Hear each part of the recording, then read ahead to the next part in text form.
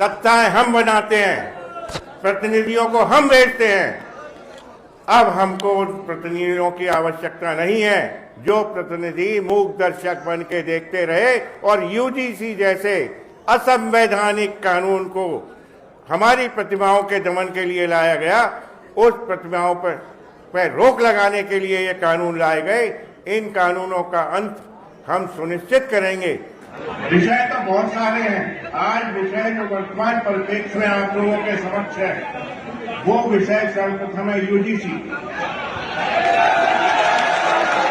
मैं बोलने में कोई संकोच नहीं करूंगा, क्योंकि ये राजनीतिक दल का कार्यक्रम नहीं है। ये हमारे प्रबुद्धजनों का, ब्रह्मजनों का कार्यक्रम है। इसलिए मैं शुरू से ही और आप भी शुरू से ही इस यूजीसी का विरोध कर रहे हैं, और ये विरोध तब तक लगातार जारी रहेगा जब तक ये समाप्त नहीं होगा। समस्या एक नहीं, समस्याएं अनेक हैं। समस्या SC/ST एट्रोसिटीज एक्ट भी है। समस्या इस देश में निरंतर चल रहा आरक्षण भी है। क्यों हमें जात बिरादरी के आधार पर बांटा जा रहा है?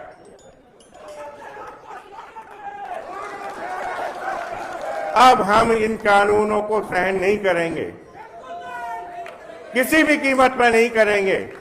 चाहे हमें सत्ताओं को बदलना पड़े, चाहे हमें प्रतिनिधियों को बदलना पड़े।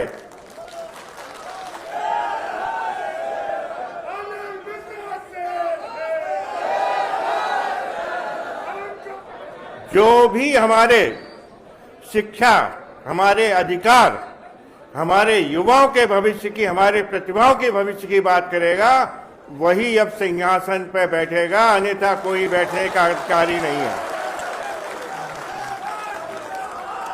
और इसके लिए सर्वप्रथम अगले वर्ष आप ही इस इंसान को, इस एग्जाम को देने जा रहे हैं। इस एग्जाम की तैयारी पूर्ण रूप से करिए।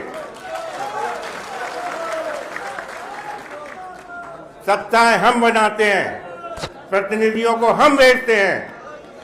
अब हमको उन प्रतिनिधियों की आवश्यकता नहीं है जो प्रतिनिधि मूक दर्शक बन के देखते रहे और यूजीसी जैसे असंवैधानिक कानून को हमारी प्रतिमाओं के दमन के लिए लाया गया, उस प्रतिमाओं पर रोक लगाने के लिए ये कानून लाए गए।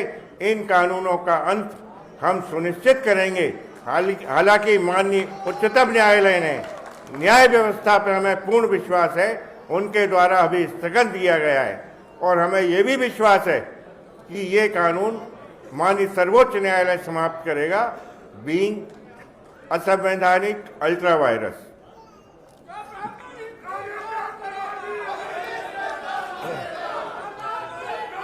लेकिन हमें उन सत्ताओं पर विश्वास नहीं है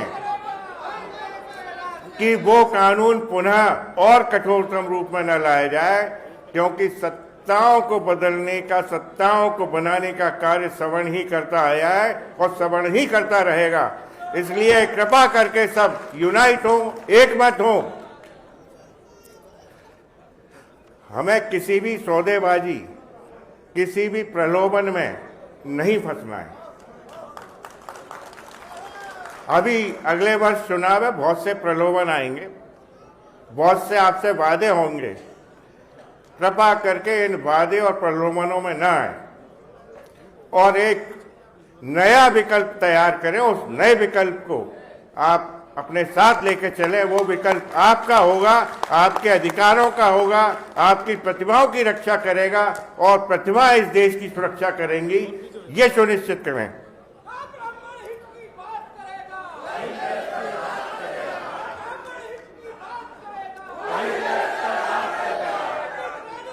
मैं आपकी बात से सहमत हूं, पूर्ण रूप से सहमत हूं, लेकिन एक और शर्त है।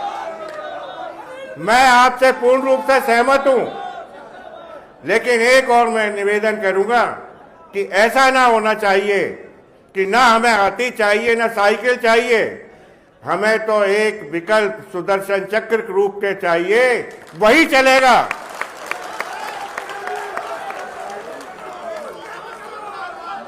हम कुछ नया करके दिखाएंगे और वो नया जो होगा वो इस राष्ट्र हित में होगा, देश हित में होगा, सवर्णों के हित में होगा। और हम ब्राह्मणों ने तो सबको अपने में समाहित करने का ही कार्य किया है। हम सबको साथ लेकिन चलने की नीति पर विश्वास करते हैं। सबको ज्ञान भी देते हैं, शास्त्र भी पढ़ाते हैं और शस्त्रों का ज्ञान भी देते हैं। और जरूरत पड़ी तो जहां शास्त्र काम नहीं करता तो शस्त्र भी उठाते हैं।